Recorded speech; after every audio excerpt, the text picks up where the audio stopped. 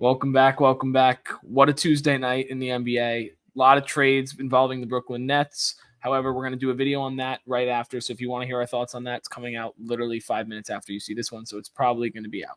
But talking about the Knicks situation here in this one, they just traded four Mikal Bridges for 5 first-round picks and Bogdan Bogdanovic, also getting a second-round pick back in with Mikal. So crazy trade. The Nova boys are back together, as you saw in the thumbnail. But I don't really know what this means for the Knicks. I don't think it means as much as everyone's talking about it. I feel as though it's more of just a replacement for OG because he declined his player option.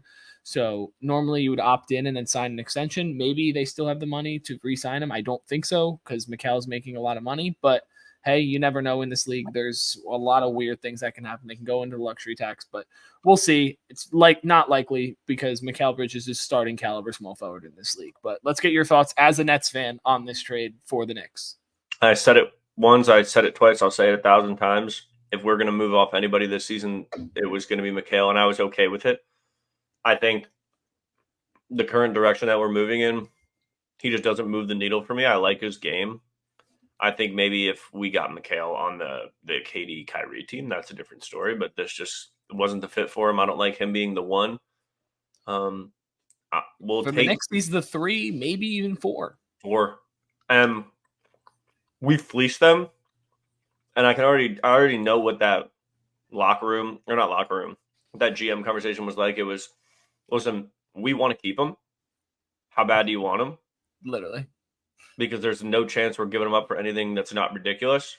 Like almost actively saying that we're fleecing you, but it's like if you want them, you're going to have to get fleeced kind of situation. Yeah, literally.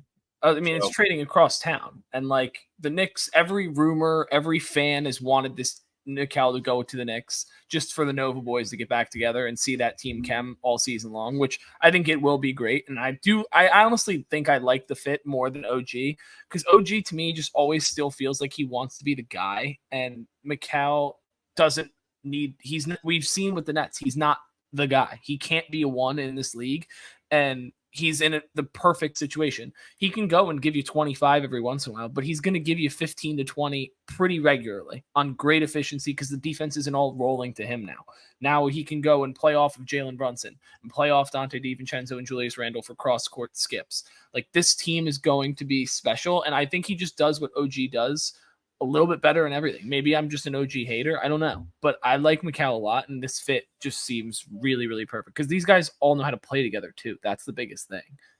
Well, things also change over time. They'll need a little time to get the dust cobwebs knocked off. But I know, but I'm saying I just like to throw it out there that even without this Mikal trade, the Knicks are still my favorite to come out of the East next year. They were when we did the preseason Knicks video. I think they're the best team in the NBA, personally, with Julius Randle. I mean, they were 23-3 this year. That was with OG too, but yeah. Okay, but replace OG with Mikal, and I think it's a better fit.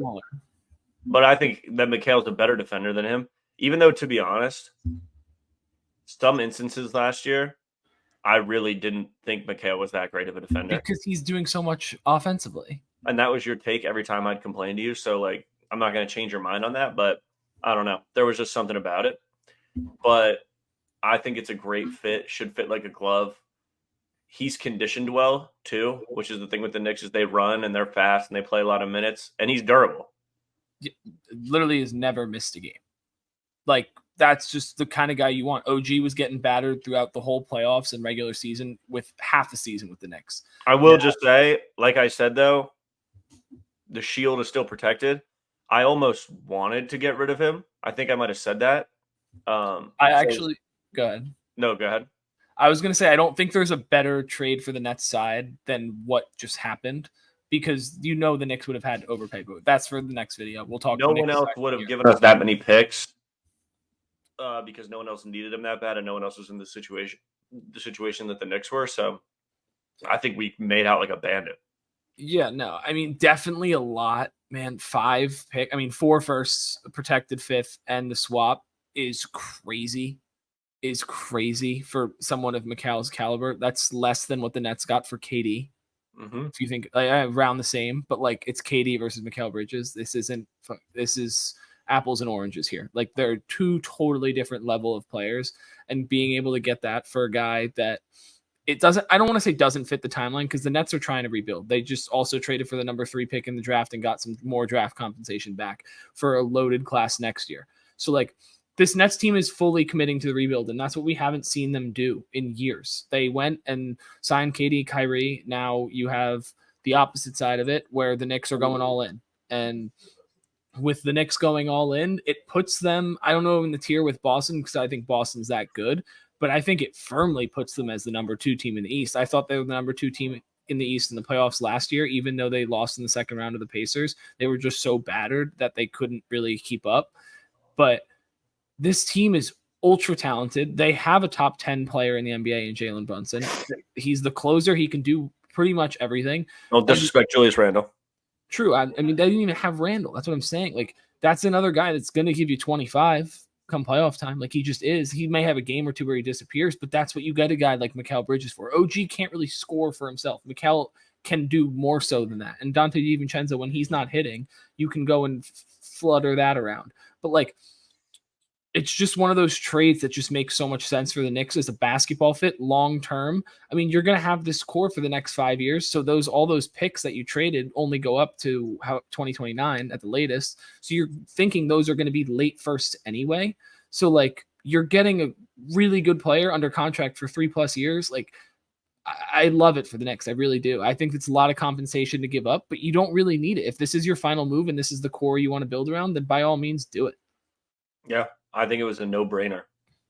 Yeah, I mean that's it for this one. If you're a Nets fan or you want to hear the Nets side of our takes, go check out that. I'm gonna be spitting some game. So go check that out. Subscribe if you enjoyed this one, and we'll see you guys next time.